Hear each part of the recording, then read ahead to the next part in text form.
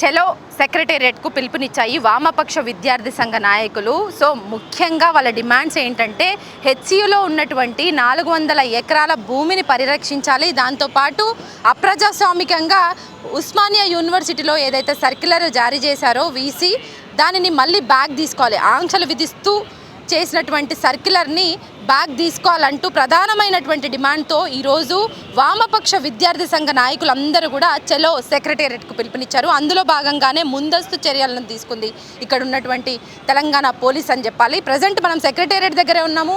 Main entrance ఇది. ఇక్కడ పోలీసులు చూసుకుంటే భారీ బందోబస్తు, అంటే ఉన్నటువంటి పోలీసులకు ఈరోజు 200 నుంచి 300 వరకు పోలీసులు అదనంగా బెటాలియన్ దిగిందనాలి. ఎందుకంటే ముందుగానే ఈ విద్యార్థి సంఘ నాయకులందరూ కూడా ఇక్కడ నిరసన వ్యక్తం చేస్తాము, అట్లాగే సెక్రటేరియట్ను ముట్టడిస్తాము, ఖచ్చితంగా మా భూములు మాకు కావాలి.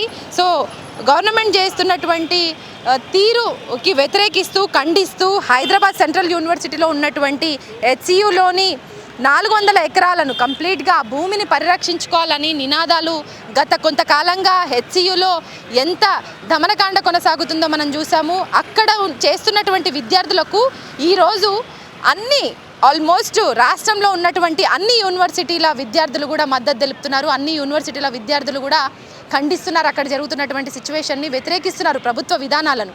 దాని దిక్కెళ్ళే ఈరోజు అన్ని యూనివర్సిటీల్లో ఈ 2 రోజుల పాటు గత 2 రోజుల నుంచి కూడా నిరసనలు ధర్నాలు చేస్తున్నప్పటికీ ఆయా యూనివర్సిటీల నుంచి చదివేటువంటి విద్యార్థులు ఈరోజు మాత్రం కంప్లీట్గా అసలు గవర్నమెంట్కి మనం చేస్తున్నటువంటి ధర్నా, మనం చేస్తున్నటువంటి నిరసన, మనకు కలిగేటువంటి బాధ కావచ్చు, మనకు కలిగేటువంటి సమస్యలు కావచ్చు, గవర్నమెంట్కి తెలియాలి అన్న రీతిలో ఈరోజు చలో సెక్రటేరియట్కు పిలుపునిచ్చారు విద్యార్థి సంఘ నాయకులు. వామపక్ష విద్యార్థి సంఘాలు కంప్లీట్గా ఎస్ఎఫ్ఐ కావచ్చు, పీడిఎస్యు కావచ్చు, ఇట్లా అనుబంధ విద్యార్థి సంఘాలన్నీ కూడా 6 విద్యార్థి సంఘాలు ఈరోజు పిలుపునిచ్చాయి. ఆ మేరకే గత కొంతసేపటి క్రితం ఇక్కడి నుంచి, అంటే తెలుగు తల్లి ఫ్లైఓవర్కి ముందున్నటువంటి అంబేద్కర్ స్టాచ్యూ నుంచి భారీగా విద్యార్థి సంఘాల నాయకులు అట్లాగే విద్యార్థులు చాలామంది ఒక్కసారిగా సెక్రటేరియట్ వైపు రావడంతో ఇక్కడ ఉన్నటువంటి పోలీసులు ముందే పసిగట్టి వాళ్ళందరినీ కూడా ఎక్కడికక్కడ అరెస్ట్ చేసి లాగి వాళ్ళని కొంత ఈడ్చుకొని వెళ్ళి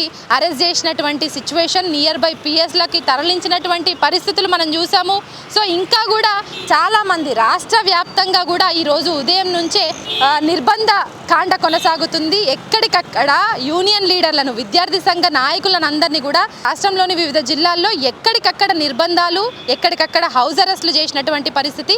హెచ్సియు యూనివర్సిటీలో రోజుకో రీతిలో వాళ్ళ ధర్నాలను, వాళ్ళ నిరసనలు, వాళ్ళ ఆందోళనను మనం కూడా కవర్ చేస్తూనే ఉన్నాము. ఇదే న్యూస్ లైన్ వేదికగా కొవ్వొత్తుల ర్యాలీ కావచ్చు, లేదంటే ఒక మ్యాప్ని డ్రా చేసి ఆ పిక్చరైజేషన్లో వాళ్ళు ఏమనుకుంటున్నారో గవర్నమెంట్కి తెలిసే విధంగా save biodiversity, save animal, save university, inch మందం భూమిని పోకుండా మేము మా పోరాటానికి సిద్ధమవుతాం. ఇక్కడి నుంచి ఒక యుద్ధమం స్టార్ట్ అయ్యేటట్టుంది. ఎందుకంటే తెలంగాణ ఉద్యమం ఎంత అగ్గిరాజేసిందో ఇప్పుడు హెచ్సియు భూముల వ్యవహారం అంతే అగ్గిరాజేస్తుందనేసి చెప్పాలి. ఎందుకంటే అదే స్థాయిలో అక్కడ ఉన్నటువంటి విద్యార్థులు వాళ్ళని ఎంత భయపట్టించినా, వాళ్ళ ఫోన్లు గుంజుకున్నా, వాళ్ళని డీటెయిన్స్ చేసినా, వాళ్ళని ఏ రకంగా ఇబ్బందులు పెట్టినా, ఎగ్జామ్స్కి పంపించము, క్లాస్లకు అటెండ్ కానీ ఇవ్వమని ఏ రకంగా ఇబ్బందులు పెట్టినప్పటికీ కూడా అక్కడున్నటువంటి విద్యార్థులు రాష్ట్రానికి సంబంధించిన, భారతదేశానికి సంబంధించిన అన్ని రాష్ట్రాల నుంచి వచ్చిన వాళ్ళు కాబట్టి భాషలు వేరైనా భావం ఒకటే అన్న రీతిలో అక్కడ వినూత్న రీతిలో నిరసనలు వ్యక్తం చేస్తున్నారు.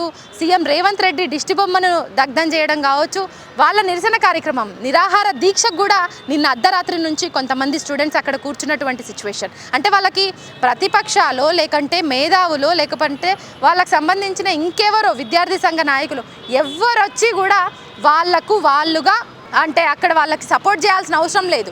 అక్కడ ఉన్నటువంటి విద్యార్థులు అందరూ కూడా ఏకతాటి మీదకి వచ్చి, మెయిన్గా ఎస్పెషల్లీ నార్త్ ఇండియన్స్ ఎక్కువగా ఉంటారు హెచ్సియు యూనివర్సిటీలో, వాళ్ళందరూ కూడా ఏకతాటి మీదకి వచ్చి వాళ్ళు నిరసన తెలిపినటువంటి సిచ్యువేషన్. అట్లాగే అక్కడ లాఠీ చార్జీలు చేసినా, బట్టలు చింపినా, వాళ్ళని ఈడ్చుకెళ్ళి అక్రమంగా అరెస్టులు చేసినా కూడా ఏ మాత్రం తగ్గట్లేదు. అక్కడ ఉన్నటువంటి దమనకాండ కావచ్చు, అక్కడ కొనసాగుతున్నటువంటి అరెస్టుల పర్వం కావచ్చు, లేదంటే అక్కడ లాఠీ చార్జీలు చేసినటువంటి తీరు నిజంగా ఒక రాష్ట్రాన్నే కాదు మన దేశాన్ని కూడా కుదిపివేసే విధంగా ఉంది. ఇక్కడ రాష్ట్రానికి సంబంధించింది అనుకుంటే మాత్రం పొరపాటే. ఇది ఢిల్లీ స్థాయిలో కూడా అగ్గి రాజేస్తుందని చెప్పాలి. ఢిల్లీ స్థాయిలో పెద్దలకు కూడా ఇక్కడ ఉన్నటువంటి సెగ తగిలేటువంటి అవకాశం ఉంది. ఇక ఇక్కడ ఉన్నటువంటి రాష్ట్ర సర్కారు ఎస్పెషల్లీ రేవంత్ రెడ్డికి మాత్రం ఈ నిరసన సెగ చాలా వరకు తగులుతుంది. అందుకనే విద్యార్థి లోకాన్ని ఎక్కడికక్కడ అరెస్టులు కావచ్చు, నిర్బంధాలు కావచ్చు, వాళ్ళ మీద దౌర్జన్యాలు, వాళ్ళ మీద లాఠీ చార్జీలు చేస్తున్నటువంటి సిచ్యువేషన్ చూస్తున్నాము. సో ఇక్కడితో మన ఆందోళన విరమించేది లేదు. గవర్నమెంట్కి మాత్రం మనం చేసేటువంటి నిరసన, మనం చేసేటువంటి ఆందోళన తెలవాలి అన్నట్టు ఈరోజు మాత్రం సెక్రటేరియట్కి పిలుపునిచ్చారు. సెక్రటేరియట్ ముట్టడిస్తాం, పెద్ద స్థాయిలో వచ్చి సెక్రటేరియట్ ముట్టడించి మా నిరసన గలాన్ని వినిపిస్తామన్న రేంజ్లో మాత్రం విద్యార్థి సంఘ నాయకులు ఉన్నారు. సో ఒక టీమ్గా వచ్చి అరెస్ట్ అయిన సిచ్యువేషన్స్ అయితే ప్రజెంట్ ఇప్పుడు ఇక్కడ మనం చూస్తే మాత్రం పోలీసులు విద్యార్థులను ఎక్కడికక్కడ అంటే ఇంత దూరం సెక్రటేరియట్ వరకు కూడా వచ్చేటువంటి అవకాశాలు అయితే ఇక్కడ కనిపిస్తలేదు. ఎందుకంటే డీసీఎంలు కావచ్చు, పెట్రోలింగ్ వ్యాన్లు కావచ్చు, పోలీసులు పెద్ద స్థాయిలో బెటాలియన్ పోలీసులు కావచ్చు, మఫ్టీలో ఉండే పోలీసులు కావచ్చు, లేదంటే టాస్క్ ఫోర్స్ పోలీసులు కావచ్చు, ఇంటెలిజెన్స్ విభాగం కావచ్చు, ఎక్కడికక్కడ ఈరోజు సిటీ మొత్తం కూడా ఎస్పెషల్లీ అశోక్ నగర్ నుంచి విద్యార్థులు చాలా వరకు స్టడీ సర్కిల్స్లో ఉండేటువంటి సిచ్యువేషన్, అక్కడ లైబ్రరీస్ ఉన్నాయి. సో అక్కడి నుంచి వస్తారనేసి అంబేద్కర్ స్టాచ్యూ వద్ద పహారా కాస్తున్నారు. అట్లాగే తెలుగుతల్లి ఫ్లైఓవర్ మీద నేను వస్తుంటే చూసిన అక్కడ కూడా పోలీసులు ఉన్నారు. అంటే ఒక నలుగురు కలిసి వచ్చిన ఆటోలలో వచ్చిన బస్సులను క్షుణ్ణంగా పరిశీలిస్తున్నారు. ఇక్కడ వరకు వచ్చి సెక్రటేరియట్ ముట్టడిస్తే ఎక్కడ పరువు పోతుందా అన్న భయం మాత్రం పోలీసుల్లో కనిపిస్తుంది. అందుకనే విద్యార్థులు కావచ్చు, విద్యార్థి సంఘ నాయకులు కావచ్చు ఇక్కడి వరకు రానియకుండా నిర్బంధ కాండ మాత్రం ఈరోజు రాష్ట్ర వ్యాప్తంగా ప్రతి జిల్లాలో కూడా పోలీసులు యూనియన్ లీడర్లని ఎక్కడికక్కడ అరెస్ట్ చేసిన సిచ్యువేషన్, ఎక్కడికక్కడ నిర్బంధించిన పరిస్థితి మాత్రం ఇప్పుడు మనకు కనిపిస్తుంది.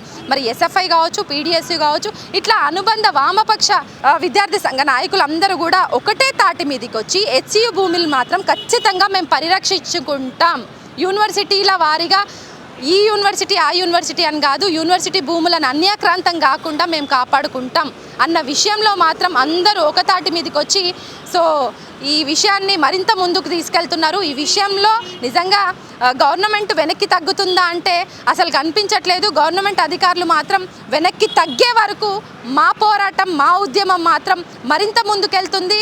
సో నిజంగా ఒంటెద్దు పోకడగానే సీఎం రేవంత్ రెడ్డి సర్కారు ఇట్లాగే భూముల విషయంలో కావచ్చు, ఉస్మానియా యూనివర్సిటీలో ఆంక్షలు విధించే విషయంలో కావచ్చు, ఇట్లాగే ముందుకు పోతే మాత్రం ఖచ్చితంగా మరో తెలంగాణ ఉద్యమం లాగా ఈ హెచ్సియు భూములను పరిరక్షించుకునే ఉద్యమం మళ్ళీ ముందుకెళ్తుంది, మళ్ళీ రాజేస్తుంది. దీనికి అంతటికీ కూడా పూర్తి బాధ్యత అప్పుడు రేవంత్ సర్కారే వహించాలి అనేది మాత్రం మనకు తెలుస్తుంది. ఇక్కడ కూడా మనం చూడొచ్చు full security, full tight security, tension వాతావరణం అయితే సెక్రటేరియట్ వద్ద మనకు కనిపిస్తుంది. మీడియా పబ్లిక్ని కూడా చాలా దగ్గర వరకు అయితే అలౌ చేస్తలేరు, చాలా దూరంగానే వాళ్ళను చూపించేటువంటి పరిస్థితి మాత్రం ఇక్కడ ఉంది. ఎక్కడికక్కడ ఆంక్షలు కావచ్చు, ఎక్కడికక్కడ బ్యారిగేడ్స్ కావచ్చు మనకు సెక్రటేరియట్ వ్యాప్తంగా కూడా కనిపిస్తుంది. ఇంత దూరం అయితే విద్యార్థి సంఘ నాయకుల్ని రానివ్వరు. ఒకవేళ ఇంకా ఒక 2-3 బ్యాచ్లు వస్తాయన్న మనకు సమాచారం. ఒకవేళ వాళ్ళు వస్తే కూడా ఎక్కడికక్కడ వాళ్ళని అరెస్ట్ చేసి పంపించేటువంటి పరిస్థితి, టెన్షన్ వాతావరణం, సో హీట్ ఎక్కిన వాతావరణం అయితే సెక్రటేరియట్ వద్ద మనకు కనిపిస్తుంది. కెమెరా పర్సన్ రాజేష్తో హరిత, న్యూస్ లైన్ తెలుగు.